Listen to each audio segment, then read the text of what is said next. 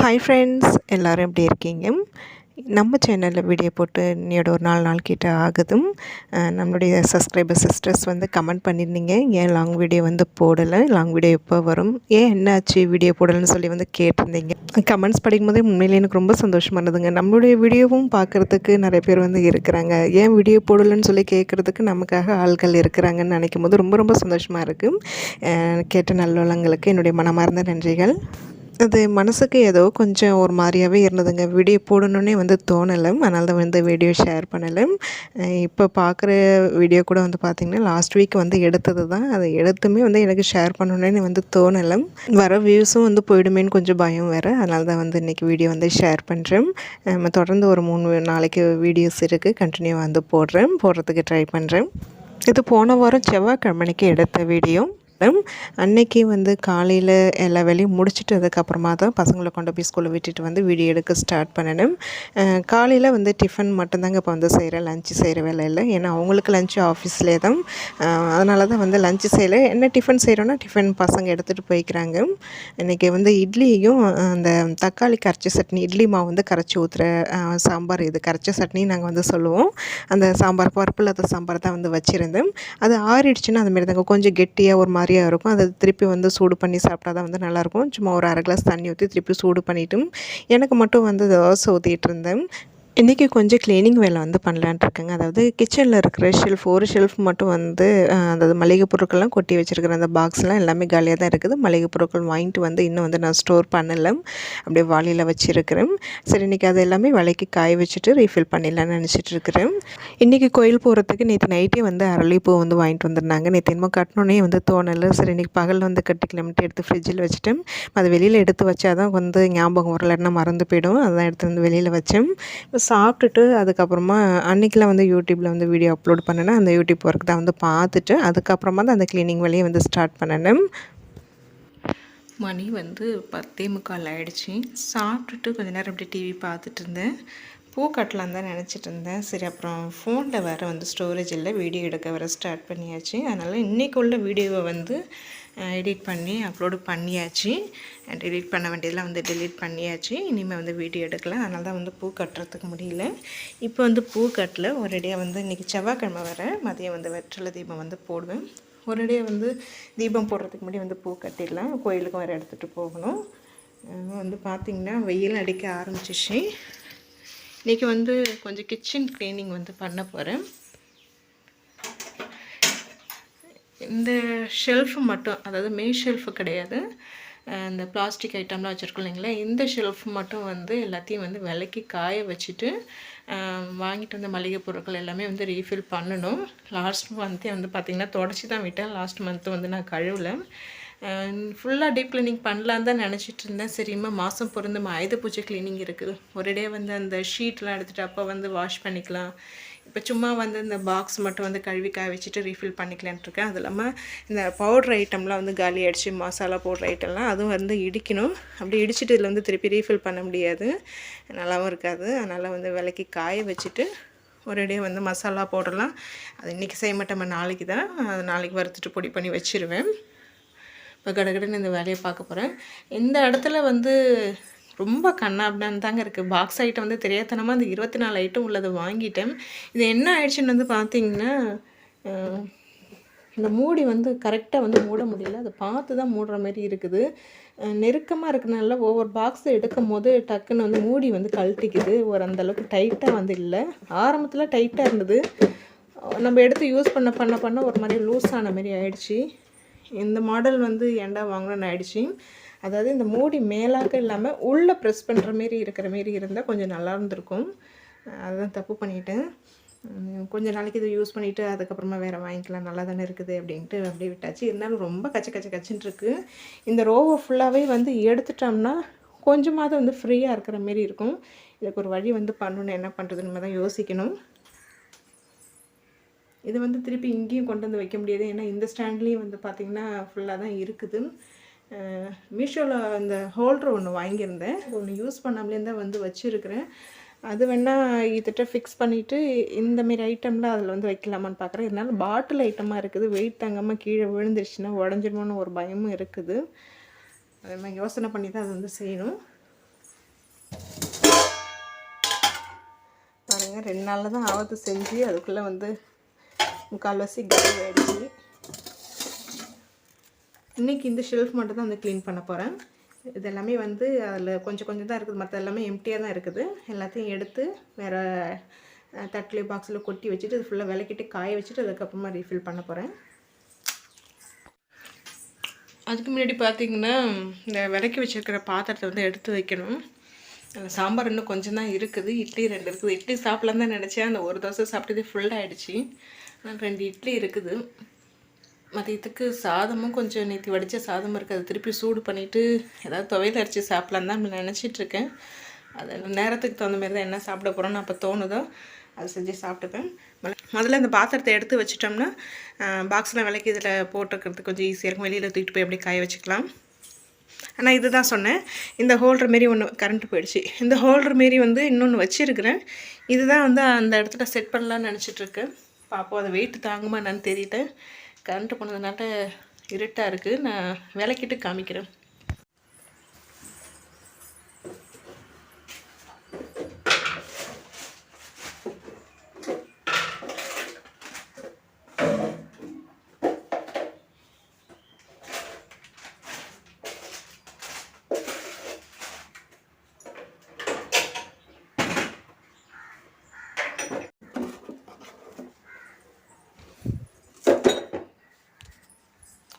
அவ்வளோதான். இதை எடுத்துகிட்டு உதறிட்டு திருப்பி வைக்க போகிறேன். பாக்ஸை மட்டும்தான் வந்து கழுவணும். இவ்வளோதான் திங்ஸ் இதில் இருந்தது. ஒவ்வொரு தடவை இந்த வத்தையெல்லாம் எடுக்கும் போது நல்லா வெயிலில் காய வச்சுட்டு தான் திருப்பி அந்த பாக்ஸில் வைக்குது. அப்போ தான் வந்து பூச்சி பிடிக்காமல் இருக்கும். இது வந்து வேப்பம்பூ, காஞ்ச திராட்சை இருக்குது, மல்லி, இதெல்லாம் வந்து வெயிலில் காய வச்சிடலாம். இப்போ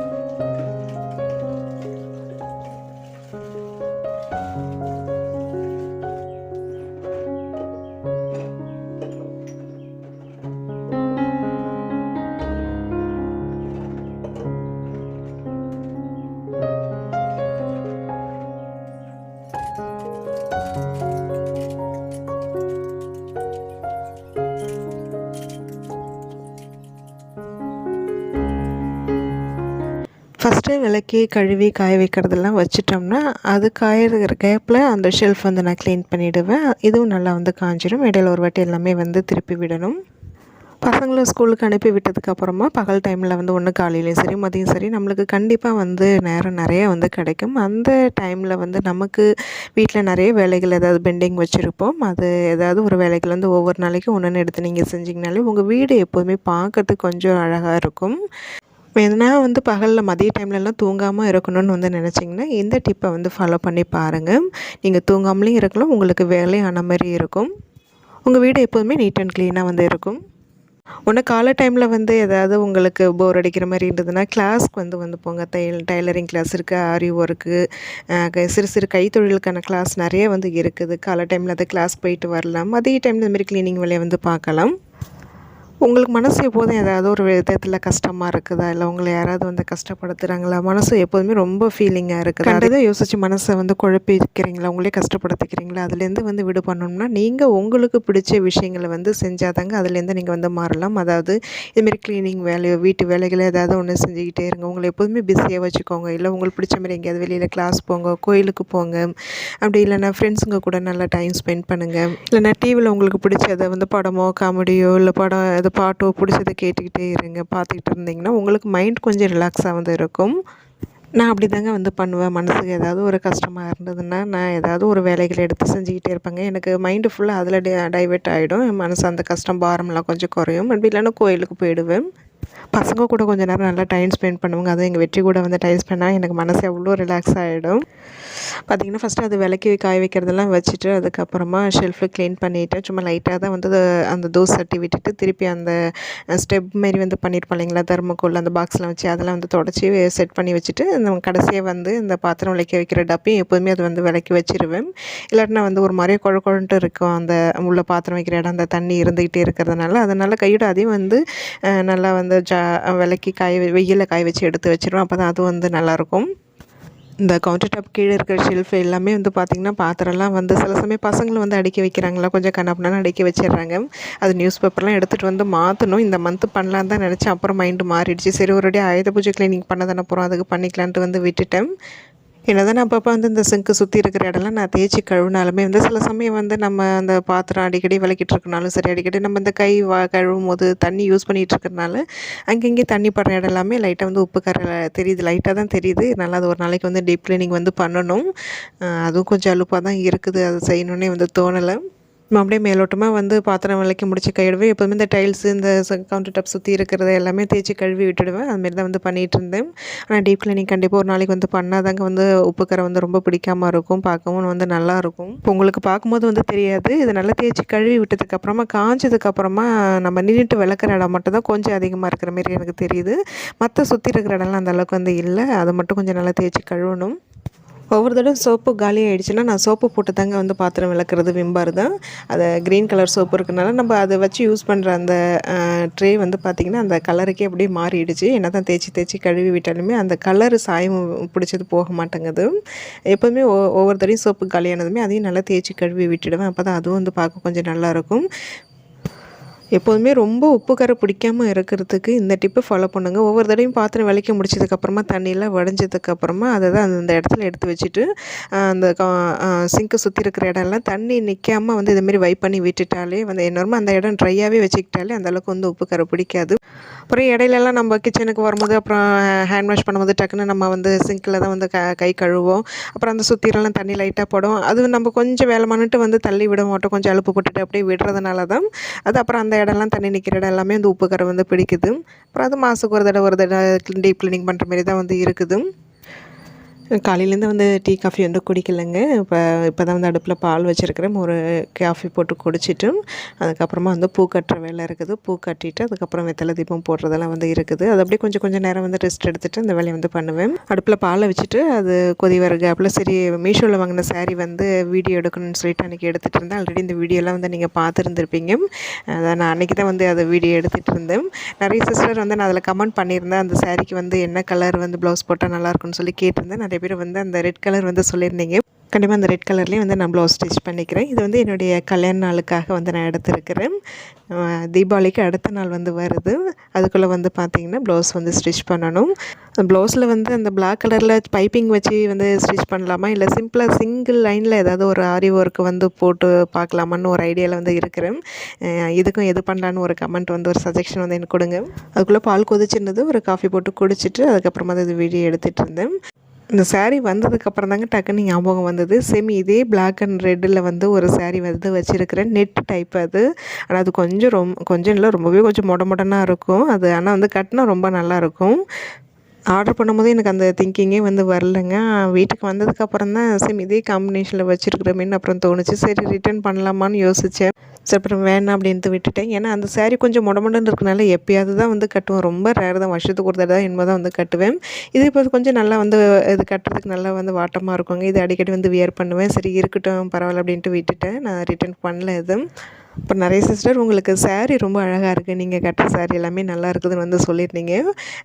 நான் வந்து பார்த்திங்கன்னா சாரீஸ் என்கிட்ட கொஞ்சம் நிறைய தான் இருக்குது. நான் கட்டினதே தான் திருப்பி திருப்பி வந்து கட்டிகிட்ருக்கிறேன். ஏன்னா நிறைய சாரீஸ்க்கு வந்து ப்ளவுஸ் வந்து இல்லைன்னா அதான் அது முன்னாடியே அது ஆரம்பத்தில் ஸ்டிச் பண்ணது அதெல்லாம் கொஞ்சம் பத்தல. புதுசாக தான் வந்து ஸ்டிச் பண்ணணும். அதனால நிறைய சாரீ வந்து கட்டாமலே அப்படியே வச்சுருக்கிறேன். வீடியோ எடுத்துகிட்டு இருக்கும்போதே பார்த்திங்கன்னா டக்குனு குரங்கு வேறு வந்துச்சுங்க. வெளியில் வந்து அந்த 1-2 ஐட்டம்லாம் காய வச்சுருந்தேன் வேறு.